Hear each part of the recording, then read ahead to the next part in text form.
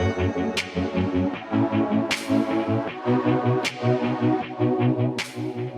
everyone, and welcome to this Rethink Retail webinar. I'm Neil Saunders and I'm your host. I'm the Managing Director of Global Data, and I'm also one of Rethink Retail's top retail experts. And in today's episode, we're going to be diving into New York City, one of the most exciting retail spaces in the world. And it comes just in time for retail's big show in January, the NRF show. And I'm joined by one of Rethink Retail's top retail experts, a fellow retail expert, John Ryan. Thanks for having me, Neil. Now, John, just before we dive in and talk about your adventures, retail adventures in New York City, could you just perhaps share a little bit about your journey in retail and also what excites you most about retail in New York City as we move into 2025? Yeah, sure. Well, just a very, very quick potted history. I was a retailer for about 15 years for a European outfit called CNA, and I was based in London, and then I was based in Düsseldorf in northwest Germany. And then I worked for a department store as a sort of director of buying, and then finally I became a journalist, writing about it rather than doing it, working for the equivalent of Women's Wear Daily over here in the UK, a magazine called Retail Week. And from there, I began to do a little bit of looking at stores and eventually had a magazine. Then I set up a little business called New Stores, which sends out, here comes the advert, sends out 2 new stores to those who subscribe every morning at 6 o'clock from around the world. 200 words, picks, 200 words, picks, the idea being you can look at it and just say, why haven't we done that? And that's what I do. That's great. Thank you, John. Now, it's interesting, isn't it? Because New York's always been a hub of retail innovation. It's always been a leader. But because it never stands still, it's a city like any other that's always evolving, especially in retail terms. So perhaps you could just tell us a little bit about what excites you, particularly in New York. What's different for 2025? Yeah, sure. I mean, one of the things I noticed, I was over in Manhattan a week or two back, wearing good shoe leather out, walking the avenues. And one of the things that struck me as I wandered around was there's a general shift towards what I would call category consolidation. So by that, I mean, if you wander into the Banana Republic that's just reopened this year, having been revamped down in Soho, what do you know Banana Republic for? Well, you know it as the posh end of Gap Inc. And it is. And the prices tell you it is. But I tell you what, they also do furniture.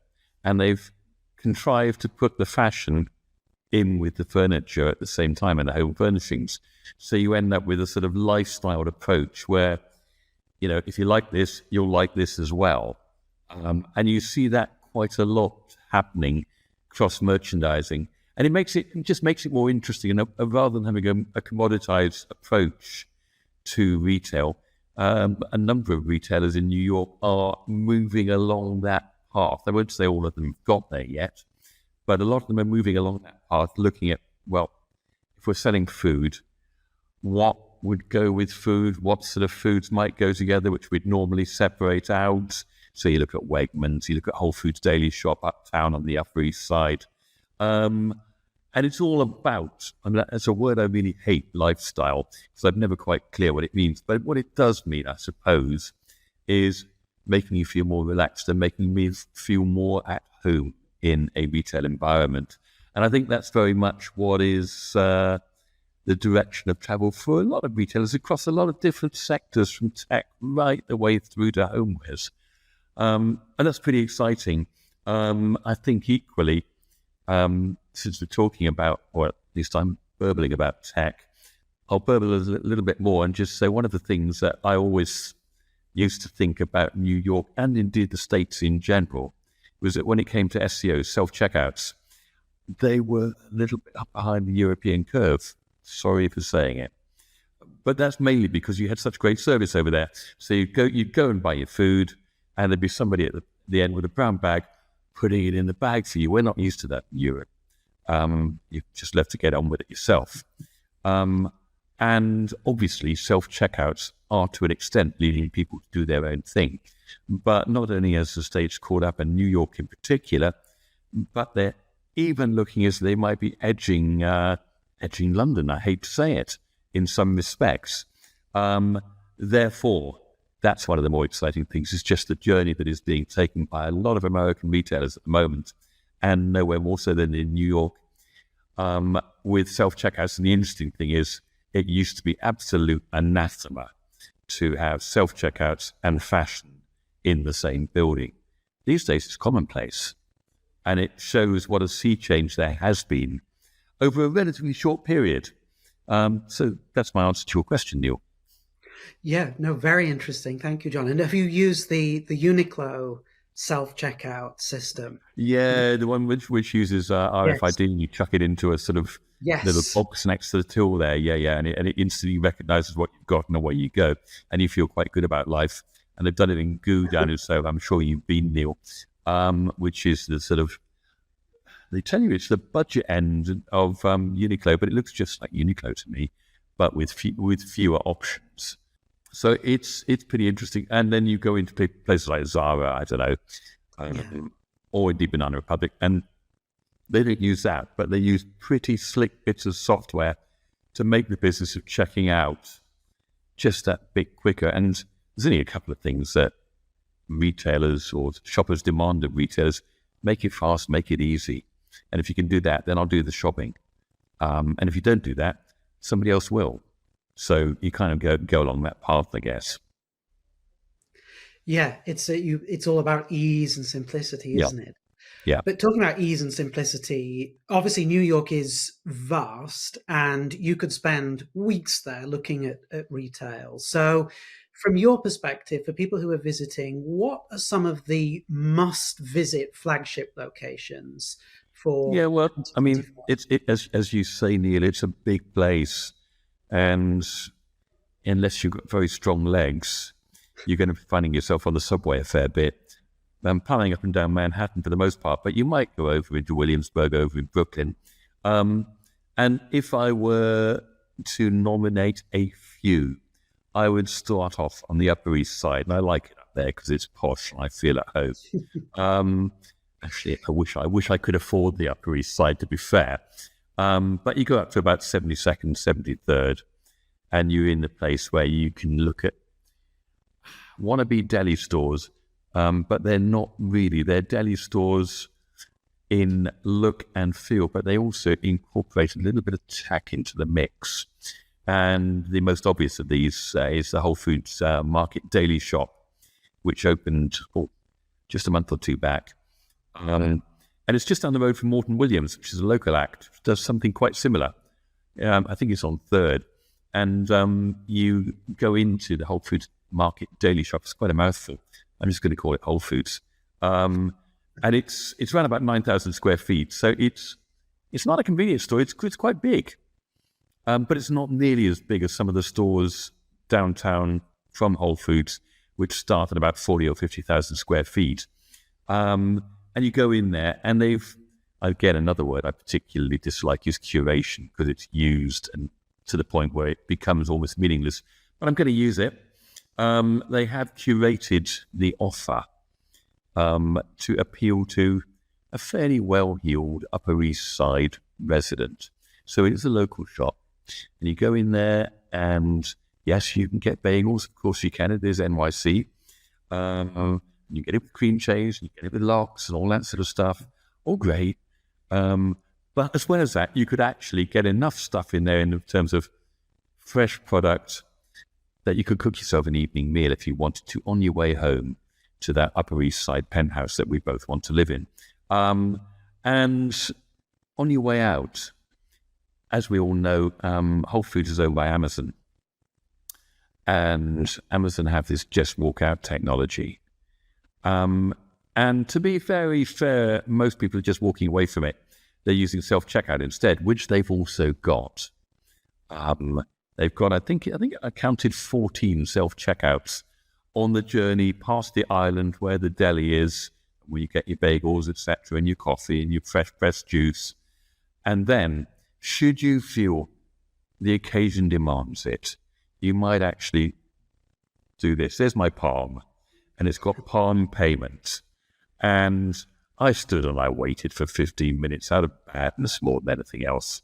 And nobody used it. Of course they didn't. They went straight to the self-checkout, because one of the problems with both just walkout technology and with palm payment is you've got to register. It's like getting people to download an app.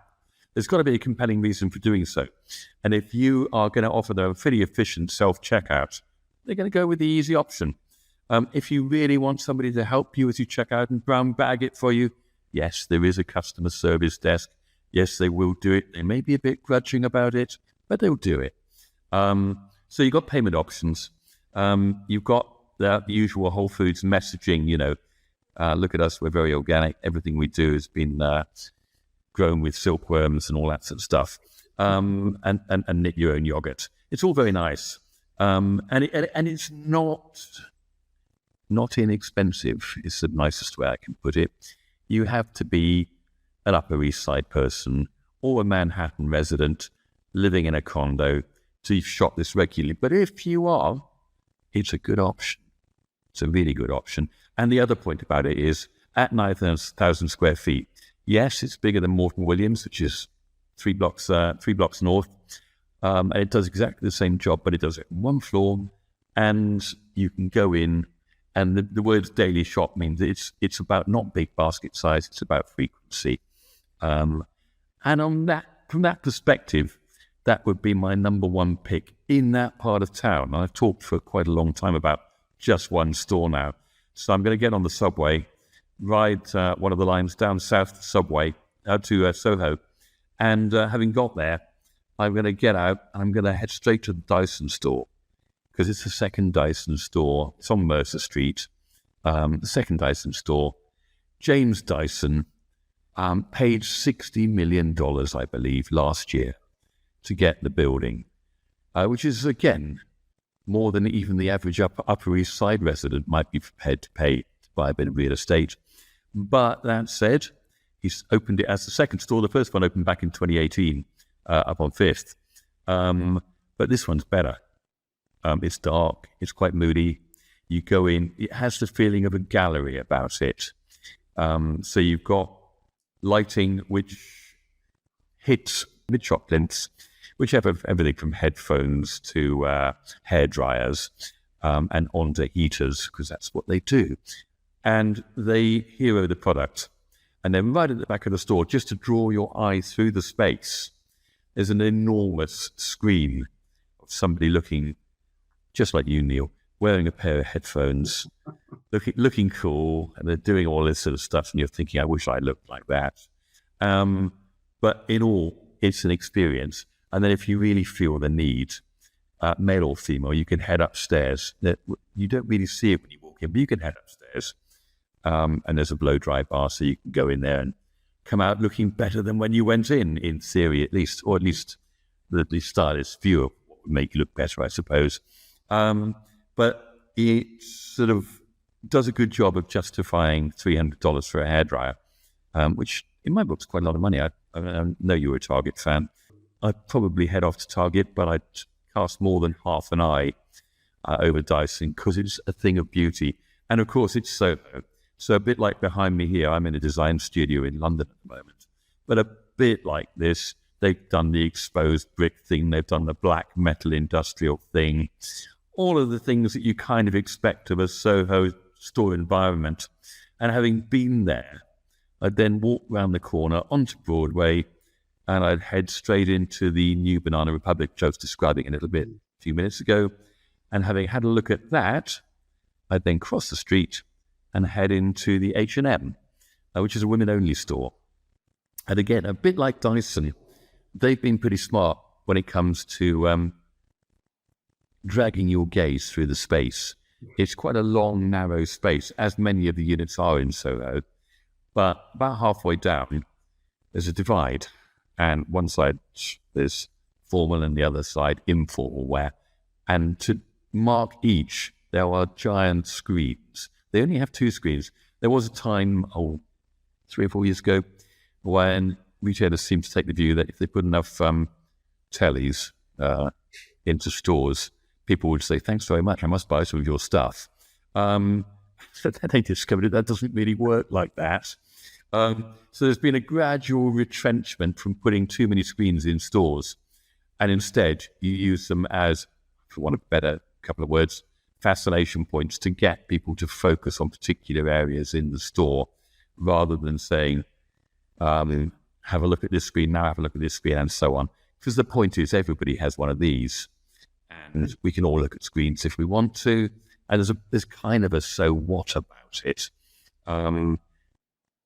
And there's been the whole business as well, and US retailers and New York retailers in particular, in places like Wegmans, have got QR code-itis, whereby you look at selection stuff, and so why don't you scan it with your camera, and it will tell you how it is made very sustainably in fields in Guatemala or wherever it was made or produced. That's all good, and it's information. I've yet to see, by the way, anybody finding out product information, because one of the things about food shopping is, unless you really have time on your hands, you're in a bit of a hurry. So you're not going to take time. You've seen what you want. You've located it. The signage has managed to get you through the space. You get to the banana counter. You get your bunch of bananas that look as if they'll last a few days rather than just that evening, and you head off out the store.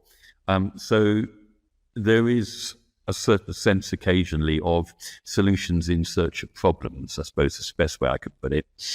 There's a bit of caveat emptor, buyer beware about the whole thing. So you wander into a lot of the stores, and what's apparent is that they've been sold a pop, for want of a better phrase.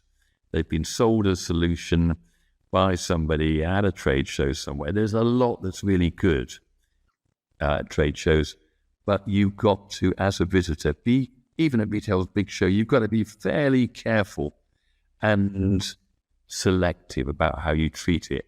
And you can take your cues from what you see as you wander around the city. There's a lot to see. You've got to be fairly selective. It's a big place. So my recommendation would be head off out to the Upper East Side, do Morton Williams, get yourself over to have a look at Whole Foods Market Daily Shop, then head straight downtown to Soho, which is where all the action has been over the last sort of 12 months, more or less. You could head off into Goo, and we mentioned it briefly when you were talking, Neil, about Uniqlo. Goo it's the first time Goo has ventured outside Southeast Asia and East Asia, and particularly Japan, and it's wholly owned by Fast Retailing, which is the parent company of Uniqlo. And yeah, they've done the quite smart thing of looking and saying, well, what do people come into us for? They'll come in for lightweight sweaters, they'll come in for a pair of chinos or a pair of shorts in summer, and they've restricted the number of SKUs they put into the store, which means they've got greater volume, therefore the price can come down. That's the theory anyway. And it must be working, because they've got quite a lot of them in Japan. I was over in Turkey at the beginning of the year and dropped into quite a few Goos and then dropped out again, because a lot of it looked quite similar to what they were doing in Uniqlo, but there was more choice in Uniqlo, and I like a bit of choice, I do. So anyway, you head off into Goo, and then maybe if you feel so minded, there's a Dutch outfit called Scotch and Soda, which you probably know, and they went bust earlier in the year, went off up in smoke, and then they got bought out of receivership, and they've reopened in Soho, and it's quite good, really. And they've done what Primark have done in New York. It's interesting when you head off over to Queens and take a look at the Primark there, or the one over in Brooklyn. They've both been open a year or two now, but they're worth taking a look at, because what they show is that, yes, you can have a website, yes, you can have a store, but you don't have necessarily to put the two together, because one of the things that Primark has done is decided it still won't be transactional as far as buying online is concerned. So it's just to showcase what you see on the web on your phone, and then you head off to the store. And I remember chatting to the CEO there, Paul Marchant. I said, Paul, why why have you not started being transactional online? And he said, you know what? Every Monday when we have a poor week's figures, I sit around with my team and they say, Paul, why haven't we gone transactional? And I put my head down a little bit, and there's a good week's figures, and everybody stops talking about it. And all I would say is, everybody has been talking a good game about being about hybrid retailing, about being multi-channel and all that sort of stuff. And yes, for some people it works well, but it's not the be-all or end-all. And I think one of the great things about New York in particular is shops. I mean, it's a lovely place to go, and you can have a pretty good time if you've got a pretty deep wallet, because I think it's the most expensive city I know at the moment. Every time I go there, I'm shocked when I order a steak. I'll tell you a quick story. I went there last year. Christmas, went out with a guy called Ian McGarrigle, who runs a thing called the World Retail Congress, and he and I and our respective partners had a steak each and a decent bottle of wine and spent $700. And I just thought, it's £700, so about $850. And I just thought, how did we get to that? Because we didn't even have pudding. So anyway, I've rather digressed. There is a lot to see in New York, and it's a great place. And I would recommend, if you are going there, that you get, I think it's the L line, over to Williamsburg, and spend a little time looking at some of the wannabe indies. And I use the phrase very carefully. It used to be you went to Williamsburg to look at the weird and wonderful.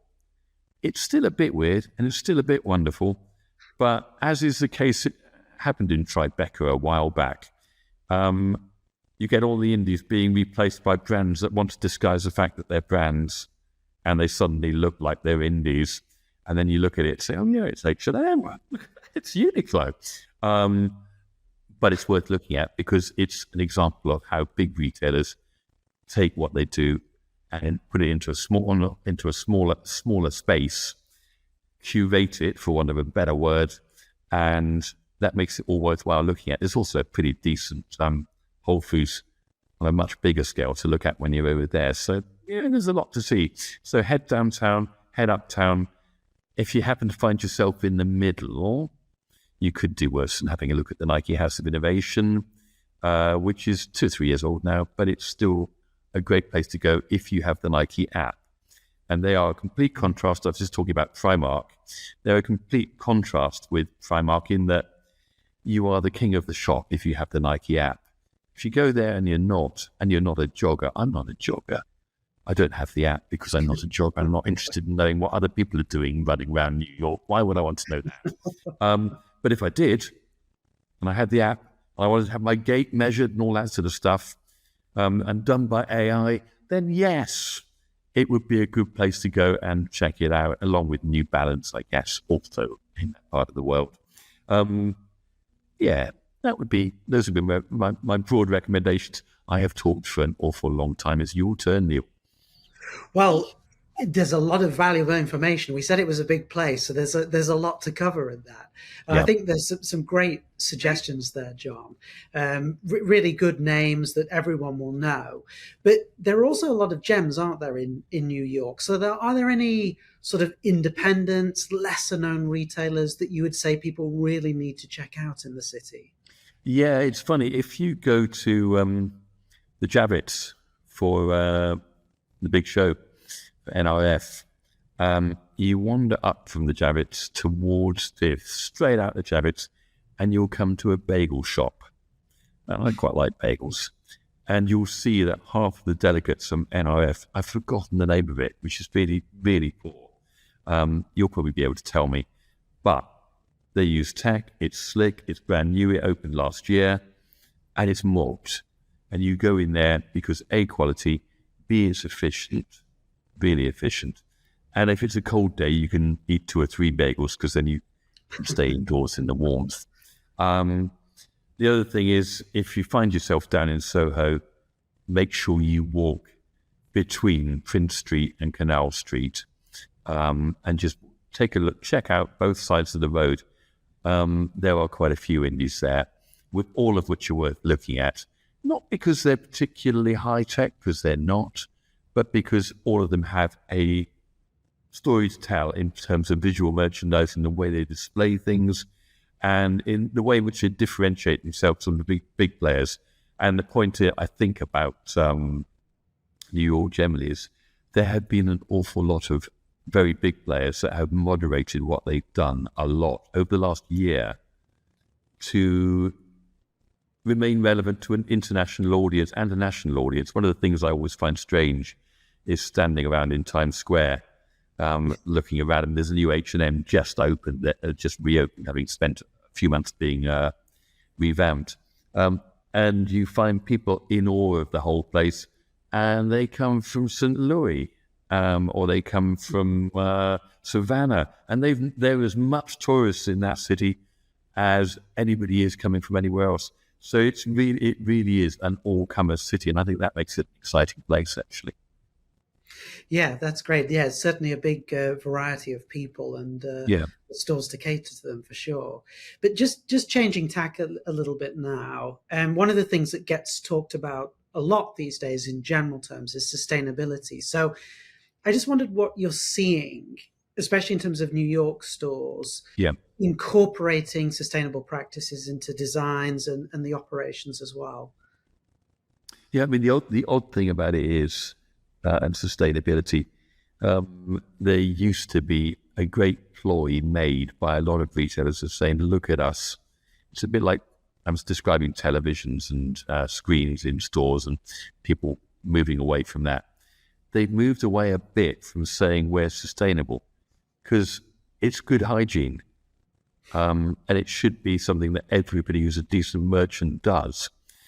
So, I mean, if you wanted to drill down, you'd go and look at the Wegmans in Astor Place, heading down towards Soho, again, just south of Union Square, where you would see a lot of the materials from renewable forests, stands, all that sort of stuff. And more to the point, you are encouraged to do the right thing as far as packaging is concerned. And one of the problems I always have, I'm afraid, slightly with states, is that they do like a bit of packaging. And you go into a food store and they love a bit of plastic. Fortunately, you wander into Wegmans or Whole Foods, any of these people, and they've kind of got their message. So one of the most obvious sustainable things is that the packaging is gradually being removed. And the packaging that remains, there are a lot of places within these stores where you can get it recycled and all that sort of stuff. I think you look back to, certainly when I was a kid, and I'm very old, but when I was a kid, I lived in Germany, and my parents used to let me collect the bottles of apple juice that they got, because they knew that if I took them back to my local Spar shop in Germany, in Dortmund, I'd get money back. It's called Pfand. We're moving a bit towards that. Oddly, they never moved away from it in Germany. So if you go to a German food store, you will find that they have now electronic machines that you drop your bottles into and it spits out coins at you, or notes, which is curious at a time when all of us are abandoning money. But I can see that there will be a point at which, again, you'll be able to hold your phone up to a machine and it will give you a few credits onto your digital wallet. You've got to hope that is the direction of travel. But as far as sustainability is concerned, I think it's a dual thing. It's not just what the shop is made of, but it's also the way in which it's presented. Are you going to use wooden or plastic hangers? What are you going to do with them when they reach the end of their natural life? Are they going to be recycled? You also see an awful lot more in places like H&M of second-hand clothing. It's a big number at the moment. So it's not just about materials, it's about product and packaging and upcycling and recycling, all these sort of things. So you look at, I don't know, H&M's got a whole department. Zara's now got the phrase is previously loved. Let's just call it second-hand. They've got second-hand clothing, yeah. And you know what? They clean it up. And sometimes you look at it and think it's better than the first-hand clothing. So I think it's it's a multifaceted operation, the sustainability thing. There was a great strapline used by a retailer in London and across the UK, it was called Plan A. It was by Marks and Spencer, because there is no Plan B, and it was all about how sustainable they are. You don't see that anymore at all, because the assumption is that you'll do the right thing. And I think it's exactly the same on your side of the pond when you wander around New York and look in the stores. Yes, when you look at the tradesmen putting stuff in, they're pretty careful about it. They're using different metal fabrications, which are lighter and therefore more easily recycled. One of the things that always used to be the case about American shop fitting was it was clunky, heavy, chunky. You could drop an H-bomb on it and it probably emerged. People might not, the product might not, but you'd have the fixture left. Not so much now, which you may not regard as a good thing. I think I probably do regard it as a good thing, because you can take what's there, because everybody changes their shops. And I think if you're going to have a business which is positive on the idea of being able to change the look and feel of your stores every 2 or 3 years, then you don't want to be having stuff that you can't readily recycle. So I think that is fueling, to a large degree, it's necessity fueling the need for sustainability. Plus, we've all been out and seen big holes with the landfill. They can only take so much. Yeah, no, that's certainly true. Just widening it out a little bit, John. New York is a destination. Yep. One of the world's great cities. Do you think that it is, or its retail scene is really trend setting for global retail, or is it a bit of an anomaly and a sort of city in and of itself? It's a weird thing, isn't it? I mean, when I was a buyer, which was many years ago, we always used to pile across to New York to go and find the bars, to be honest, but also to go and have a look at the clothes, because I was a jeans buyer at the time. And that was all good. And we always used to believe that this is the home of the five pocket Western. We'll find variation there. And we'll find it in New York, because New York's big. And one of the things I always used to do was rent a car and drive off to the King of Prussia Mall over in near Philadelphia, which is about a 2 or 3 hour drive, because then you'd see America. And I always got the sense, wandering around New York, that I wasn't necessarily seeing America. I was seeing a version of America that was put forward for people like me going over there. And that's good in some ways and bad in others. It's very good if you want to see new stuff. It's great, because they will try stuff there that they won't try in Macy's. I know you love Macy's. They won't try in Macy's in quite the same way, but you go to 34th Street and they'll give it a go. They may not do it that well, but they'll give it a go. And I don't know, you look at Tiffany's when they redid their flagship up on 5th, up near the park last year. They've thrown everything they can at it. Thrown everything.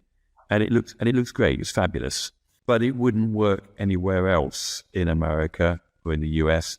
It probably wouldn't work in London, because we haven't got that sort of money.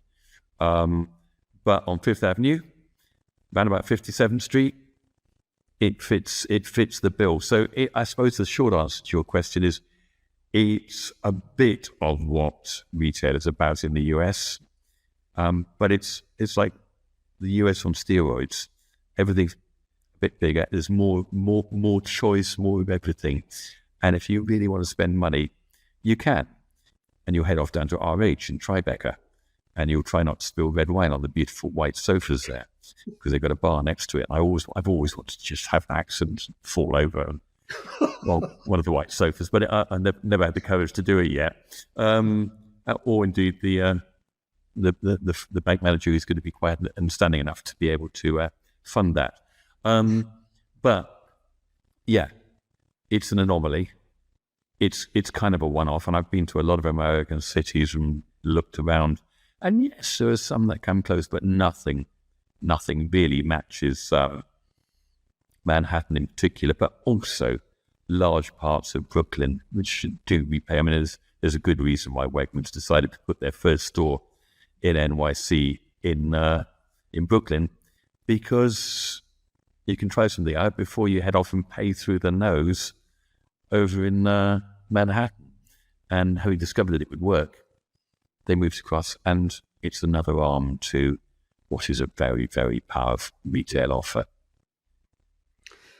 Yeah, that's great. And I think one of the things I want to look at as well, perhaps, is just the logistics side, as it were, because you've done all the pounding of the streets, the up and down, and I know you've been Yeah, to yeah. the big show. And the big show, Retail's Big Show, it's a really busy event in and of itself, and you could actually spend a week inside the event Totally. itself. And planning store tours and other things can be very overwhelming. So, for someone visiting maybe New York for the first time, maybe the big show for the first time, what sort of tips do you have for creating a sort of efficient and impactful store tour?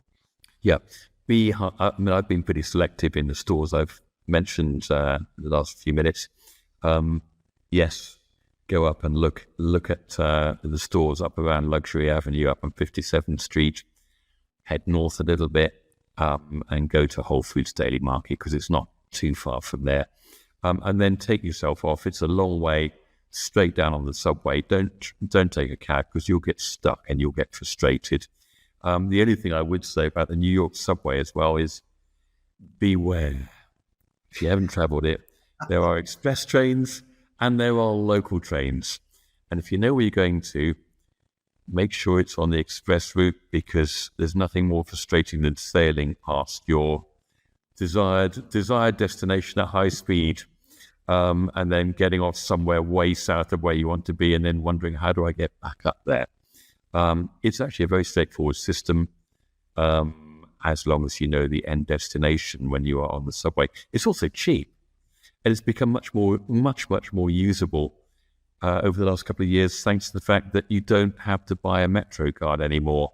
You can just wave your phone with a digital wallet, and it just lets you into the system and charges you just the same. So use the subway.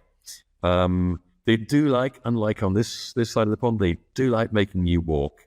So if you're changing lines, expect to see a sign, if you're down in Soho, saying you're approaching Times Square, which is about 4 miles away, because you'll feel like you walked it underground before you get to the other line. But I'm being a bit facetious, but it is actually a very good and cost-effective way of getting yourself around the city. If you do feel the need to take a cab, they are cheap, they're pretty efficient, but you will get stuck in traffic depending on the time of day you travel. So my view logistically is always use subway. I do a few store tours in NYC from time to time, and I always take groups of people from CEOs down to those who have to pound the floor. I always take them on the subway. Nobody really minds. And the important thing is it's just as much a part of the New York experience as getting in a yellow cab is. You can use Ubers if you want to. They work perfectly well in that part of it, across the whole of Manhattan. And they're not bad in Brooklyn. I did get stuck going to a Target in the far side of Brooklyn last year on a very rainy day. And I thought, how do I get back? And a lovely lady said, "You're such a gentleman, I'm going to take you straight over here," and took me to the bus stop and rode on the bus with me to the nearest subway station. Wow. And I sort of said, you know what? You've redeemed everything that I might have thought about New York and its people. Brilliant. But yeah, as a general principle, stay in Manhattan. If you want to go and see what the rest of America's about, get a hire car, drive across the Washington Bridge, over across the Hudson, and get yourself over to Paramus, which is a big mall in New Jersey, and it's only about a 25-minute drive. So you can see both sides of the coin. That's logistically it, I guess. Oh yeah, and don't forget, it's a fixed price if you're coming into town from JFK or Newark. It's not a fixed price if you're going the other way. So don't get caught out. Take the subway and take the SkyTrain if you're going to JFK. It's very efficient. It will be much faster than any taxi you could care to mention. Some great tips there, John. And just keeping with these tips, obviously with the big show, there's a lot of information that people Yep. are getting from the floor, from the presentations. How do you think attendees to Retail's Big Show can sort of balance those learnings with exploring the retail scene? Yeah, I mean, you've got to decide what you want. I think it's like everything. There's the world and its mistress are there, all showing off at NRF, and there is something for everybody, and there's a lot of everything for everybody. So what you need to do is before you go, there are online guides to who's exhibiting. If you paid to go and attend, decide what matters to you. Do you want to know more about self-checkouts? Do you want to know more about the various forms that AI is taking? And, I heave a bit of a sigh when somebody says we need more AI, because that can mean anything from seeing how many red garments went out on a particular floor on a particular day and then predicting what will happen and therefore what people will want in the future, right the way through to checking out what people are up to when it comes to just shopping a particular space.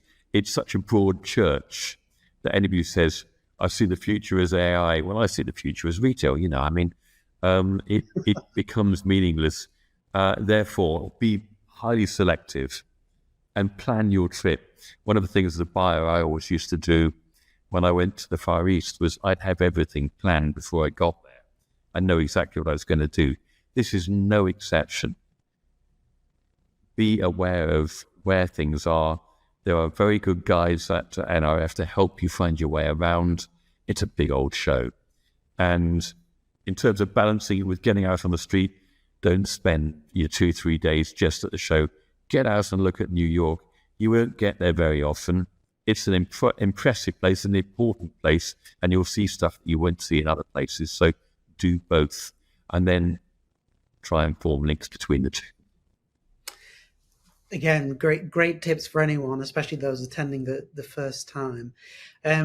We've got a few minutes left, and I want to sort of wrap things up a little bit, John, with a couple more questions. But I really want to focus on the future of New York's retail scene. So the first thing that I would really like to know from your perspective is, what emerging trends do you see shaping New York retail, not just now, but perhaps over the next 5 years or so? I think what's quite interesting is the way in which a lot of people are taking heritage buildings, and there's a lot of heritage in Manhattan, and making more of it, while at the same time putting various elements of tech in there. Tech doesn't have to be in your face. As I said, there was a time when everybody thought that if you put enough tech in there, people would just buy stuff. We're way past that, and we're a bit more sophisticated. So I think it's the melding to a certain extent of heritage buildings, the way in which visual merchandising is done, and the way in which tech is used. And this goes to any sector, whether it's food or fashion or general merchandise. You can look around, and those two things are being melded fairly effectively by quite a lot of people. And they're doing the same, as I said at the beginning of our conversation, with the various categories and lifestyling things. I think that's definitely a trend I see going forward. Self-checkouts, that is the way forward for sure. We will see fewer and fewer manned checkouts. Obviously, operationally, it becomes more cost-effective. And the theory goes that if you can take people off the checkouts and just have a few people manning self-checkout stations, you've got more people in the store. Perish the thought, by the way, that you should just tell your head count. It's a possibility, but it wouldn't actually make for you being a better retailer. Free up your staff, let them do their job on the floor. That's very much going to come in over the next 3-4 years, I guess. And then there are spin-offs, and it's really interesting. Last week in Madrid, in Spain, this has nothing to do with New York City, but I'm going to make it apply. Zara, which is part of Inditex, and they're all over Manhattan, opened a Zara Cafe. And a Zara Cafe is, as the name might suggest, a blending of Zara style with a cafe. And it's the world's first Zara standalone cafe. and they've made it look, that part of Madrid is famous for Arabic Moorish architecture. They've made the colouring and the interior look just as if you walked into a bit of heritage. It's brilliant. And it's a really nice place to have a cup of coffee and a cake. And it's a spin-off entirely from what they do normally. And they're going to open in Seoul and Tokyo over the next couple of months. And I would hazard a guess that New York City will be amongst the next candidates to receive this. And that whole thing of spinning off. Today, I was at a place in central London. I'm sorry to talk about stuff that's not in New York, but I'm illustrating the point. Marks & Spencer, which is a very big retailer over here, and everybody will know it, opened their first boutique store for clothing only with no food. And it looks great. So that whole thing of taking elements and making smaller stores out of them, and it works well in places like Soho because you've got the unit sizes down that neck of the woods where you can do it. Big doesn't mean beautiful necessarily. It's helpful in some places. And certainly if you want to go to the Mall, then yeah, you'll see big stores. But I think generally there is this whole movement towards the centre of the city and the centre of town. And that means smaller and more curated offers and generally a complete rethink. One of the things that I've noticed is a lot of retailers who've been operating from big footplates have decided they'll do this. So they get something really small. And the net result is you get a very crowded and very busy shop. Smart retailers will be those over the next few years, I think, who are able to look at it and say, well, actually, what does somebody living in Midtown Manhattan who lives there want and need when they go to a Best Buy or wherever, It's not necessarily the same as the person who heads off to the edge of town. And the person who's in Midtown Manhattan probably doesn't have the same demands either. They'll have a whole fleet of people coming and servicing their condos, which you don't get so much outside Manhattan. Therefore, how are you going to edit your collection? How are you going to make it appropriate to the particular location? And as I say, as parcel of that whole thing of small is beautiful, you've got to take a good, hard look at yourself and say, what do people want from me? There's a great question asked by every shopper, give me a reason to come into your shop. That's what you've got to do. That's great. Now, you've given us so many tips, so many pieces of advice that are really good. So I'm going to be a bit unfair, and I'm going to ask you if you could just give one piece of advice, particularly to retailers who are attending retail's big show. What would that be? Don't spend the whole time at the show. I think get out and have a look around. There's a lot to see. The show's fantastic, and it's a brilliant gathering place. It's a forum for ideas, but make sure you don't miss out on the city as well. That would be my advice. And I think that's a really great note to end this on, John. We've learned so much today from you. We've learned the stores that we should see, both the big ones and the boutique ones. We've learned how to get around to those stores and do it efficiently and integrate it with the big show. We've learned a lot about your insights into shops and stores, both now and how they might evolve into the future. So thank you very much for all of that and all of your distilled knowledge from those hours and hours of pounding the streets of New York. And Neil, let me just say something. You've been a brilliant host. You've made my job so easy. Thank you. Well, I haven't had to do much. I've just listened with fascination. So I think I've had the best job of all. To be honest, enough of the backslapping. We're done here. That's brilliant. Thank you so much. Thank you very much, John. And we hope to see everyone in New York this January. Yep. Cheers.